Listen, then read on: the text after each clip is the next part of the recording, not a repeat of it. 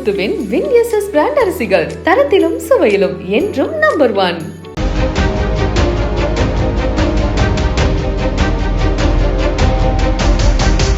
நெல்லை மாவட்டம் மேலப்பாளையத்தை அடுத்த குறிச்சி பகுதியைச் சேர்ந்த சுப்பிரமணியன் என்பவர் அரசு பேருந்தில் ஓட்டுநராக பணிபுரிகிறார்.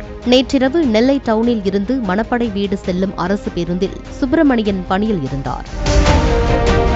இந்த பேருந்து திம்மராஜபுரம் பேருந்து நிறுத்தத்தில் பயணிகளை ஏற்றிக் கொண்டிருந்த போது பாஜக பிரமுகரான மருதுபாண்டி என்பவர் தாமரை சின்னம் போஸ்டரை பேருந்தின் வாசலில் ஒட்டியுள்ளார். பின்னர் முன்பக்க கண்ணாடியிலும் போஸ்டரை ஒட்ட முயன்றுள்ளார். இதனை பார்த்த நடத்துனர் பாஸ்கர், டிரைவர் சுப்பிரமணியன் ஆகியோர் போஸ்டர் ஒட்டுபவரை தடுத்துள்ளனர். அதற்கு மருதுபாண்டி, இது என்ன உங்க அப்ப வீட்டு பஸ்ஸா என கேட்டு திட்டியதாக கூறப்படுகிறது. மேலும் ஆத்திரமடைந்த மருதுபாண்டி அருகில் கடையில் இருந்த சோடா பாட்டிலை உடைத்து ஓட்டுநர் சுப்பிரமணியன் தலையில் ஓங்கி அடித்துள்ளார். இதில் காயமடைந்த சுப்பிரமணியன் மருத்துவமனையில் சிகிச்சை பெற்று வருகிறார். மருதுபாண்டி மீது கொலை முயற்சி வழக்கு பதிந்த போலீசார் அவரை கைது செய்து சிறையில் அடைத்தனர்.